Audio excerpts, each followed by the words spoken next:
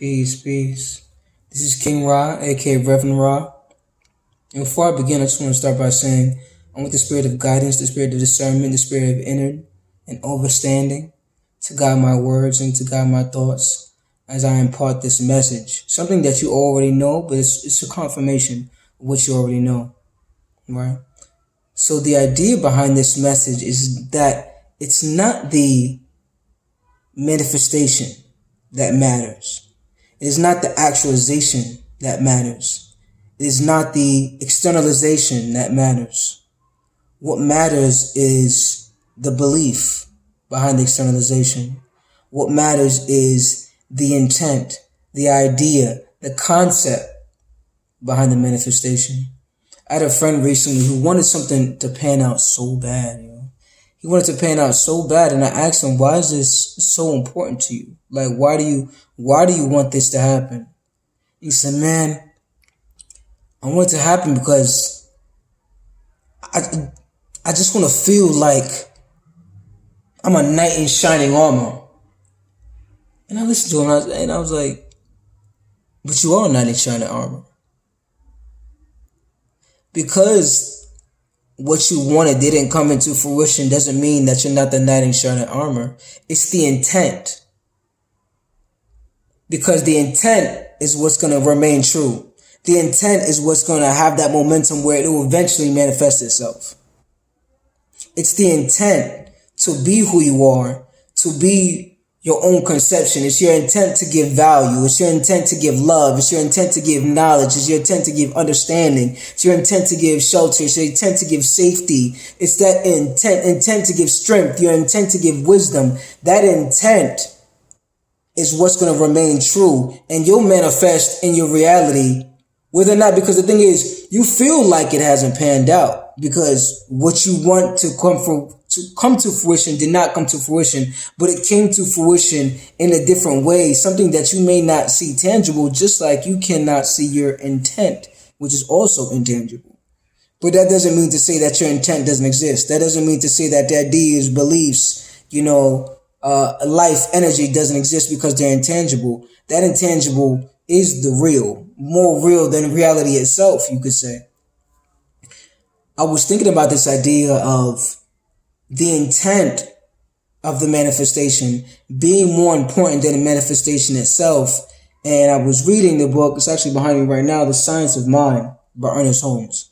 I was reading the chapter on the law of attraction, and I got to the section of the law of correspondence. And the law of correspondence is simply that there must be an in to an out. There must be an out to an in. There must be a hot to a cold. It's almost as if it's like the inverted version of the law of polarity. If you're not familiar with the law of polarity is just that there has to be extreme poles. There has to be an extreme to every condition, to every degree, right? That's why we have, light and dark, love and hate, et cetera, et cetera. But what I read in the section on law of correspondence, it says that what matters is not the demonstration. What matters is the tendency of the thought behind the demonstration. So that mental attitude that is continually processing, that's what matters. That's what you need to have the mental equivalent of, because it's going to manifest itself eventually. It may not be in the way that you want it to, but that doesn't mean that it's not manifesting, period. I actually want to stop and talk about the law of correspondence, because I think that's important, right? And actually, I know that's important because that's a pivotal concept behind manifestation itself. The law of correspondence works like this. Simply, visualize. The visualize turns into belief. Then the belief manifests itself. Now, there are a lot of sub things in between the visualization, the belief, and the manifestation, of course. But those are the three main, I would say, stages of the law of correspondence. And then it, coming to your reality. But that intent to visualize and then to believe, that's what creates the externalization. Let's take an example. You visualize yourself as strong, like physically strong, you know what I mean, or physically adept, or physically and aesthetically pleasing. You visualize that. You visualize it. That visualization eventually becomes almost an affirmation. I am physically strong. I am physically adept. I am physically and aesthetically pleasing. I am physically strong. I am physically adept. I am physically aesthetically pleasing. You know what I mean? That becomes that visualization, because the image becomes the words in your mind. So it becomes this constant, affirmation in your mind. That becomes a belief. How the belief manifests itself, it becomes the action. You have to start satisfying that same affirmation and belief in yourself. So the way that you're going to start satisfying that belief, of course, you're going to start eating better. You're going to start working out, because you need to have something that corresponds with this belief. And that would be the actions, right?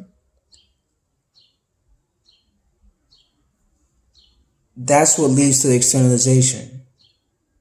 But the externalization, which would be in this scenario, you having, better physical adeptness and, being aesthetically pleasing physically, what really mattered was, all stages mattered, but what really mattered was the belief, the action, and the intent. The core of that manifestation is what really matters, because that's what's going to stay consistent. If you started from the manifestation, right, that manifestation has no core to hold itself up in reality. It needs that core of intent. It needs that core of belief for it to be. It would be wrong to start from the belief and then to start from the manifestation and then go backwards. Of course, we do that to find out what our beliefs are, to go deep into self. We look at the things that we have in our lives, because it's a reciprocal. We look at the things we have in our lives and then scrutinize what we have in our lives to find out what's inside. But to say like, man, this is what happened, so I don't have this, is not true. It hasn't come yet. Of course, you have to scrutinize the ideas and concepts and beliefs you have so that you can manifest the ideal. But the correspondence to the manifestation is going to be your intent. Eventually, gradually.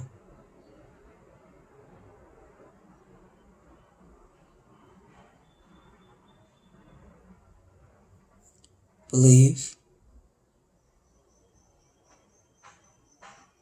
visualize, externalize.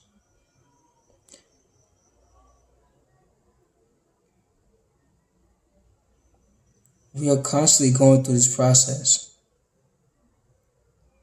Manifestation is not an isolated event.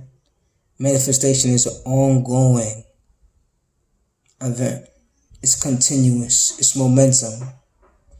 So know that because you haven't manifested it now, you still have this engine of intent, of energy, of beliefs constantly running that'll eventually come into your outside reality. Have faith. And then have faith in your knowing. Because these laws, like the law of attraction, the law of correspondence, the law of polarity, they're as immutable as the law of gravity. You have no belief in the law of gravity. It just is. Just as the law of correspondence just is. So you don't even have to have belief. Just have a concrete knowing. Knowing, okay, my intent to give, to love,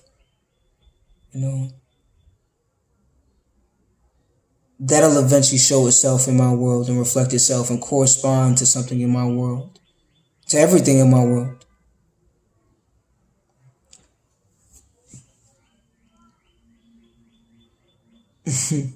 Because what my friend didn't know was that when he shared that with me, that idea of being, I want to be the knight in shining armor, he was the knight in shining armor in my reality because he gave me the idea and the concept to even create this video. He was still giving value. He was still acting as the knight in shining armor. It was his intent, and he wasn't even trying to manifest. He did not know that what he was doing, he was co-manifesting even me sharing this message out into the world and out into reality. And that would affect people way beyond him and way beyond the conversation that he thought he was having. It's the intent that matters. It's the belief that resonates. Sila.